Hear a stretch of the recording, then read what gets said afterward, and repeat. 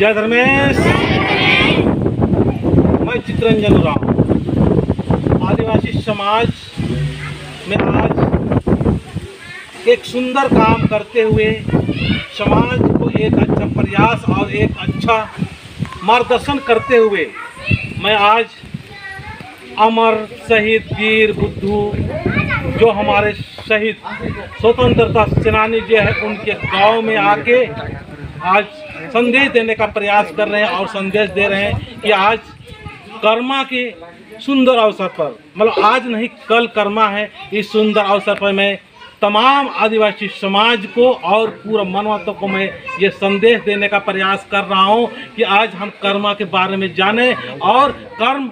करें और अपने कर्म को पवित्र रखते हुए हमको इस प्रकार से मार्गदर्शन और मार्ग हमको अपनाना चाहिए ताकि हम कर्म और धर्म दोनों को साथ लेके चलें। आज हम लोग कर्म तो कर रहे हैं, दिन और रात मेहनत कर रहे हैं, लगातार काम कर रहे हैं, फिर भी हम लोग उन्नति और सही मार्ग पर नहीं चल रहे हैं। और वहाँ पर भी हमारे एक जिस तरह से कहते हैं कि जब धर्मेश का या चाला माँ का या भगवान का जब आशीर्वाद हो और अगर छाया हो और वो हमें अगर आशीष दे तो सही में कहते हैं कि थोड़ा धन भी बरकत के रूप में बहुत सारे होंगे। जिस तरह से एक धान को जब लगाते हैं तो काफ़ी धान जो हो जाता है और काफ़ी धान से और भी काफ़ी धान होता है। इसी प्रकार से हम लोग काम तो कर सकते हैं लेकिन परिणाम देने वाला धर्मेश ही है, चाला माँ है, सिंह बोंगा है और आदि शक्ति है। और यहाँ जो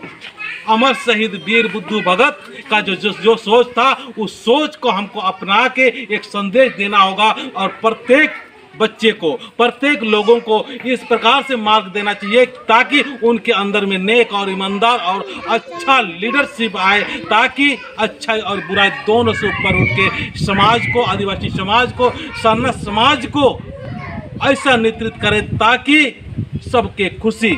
समाज का खुशी, परिवार का खुशी और तन से भी अच्छा हो, मन से भी अच्छा हो, विचार से भी अच्छा हो और पूरा परिवार में भी सुंदर सा रहे। तो इस कर्मा के सुंदर अवसर पर मैं कहना चाहूँगा कि कर्म और धर्म दोनों को साथ लेके चलना चाहिए। दोनों को साथ लेके जब चलते हैं तो हमारा सही में एक कर्म एक प्रार्थना बन जाती है, एक कर्म सबके हित के लिए हो जाती है। जैसे ही हम लोग धर्मेश को छोड़ देते हैं, धर्म को छोड़ देते हैं तो वहाँ पर कर्म जो होता है अपने लिए हो जाता है और दूसरे के लिए नहीं होता है। पर जब हम लोग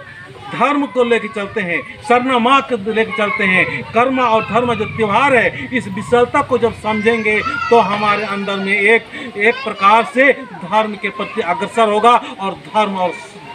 और कर्म दोनों को साथ लेके चलेंगे। हमारे समाज दिव्य तरांगित होता रहेगा और दिव्यता सारे समाज में होते हुए पूरा आदिवासी जो प्रकृति के पुजारी है, प्रकृति के मानने वाले हैं, प्रकृति के अनुसार हमारा खाना पीना उठना बैठना रहन सहन तमाम चीज़ें अच्छाई और अच्छाई होगा और इस अच्छाई के साथ में पूरा समाज को अच्छा करेंगे, पूरे लोगों को अच्छा करने का कोशिश करेंगे। चलिए मैं यहाँ से अभी एक सुंदर भजन के द्वारा आगे की मैं दिखाता हूँ। चलिए।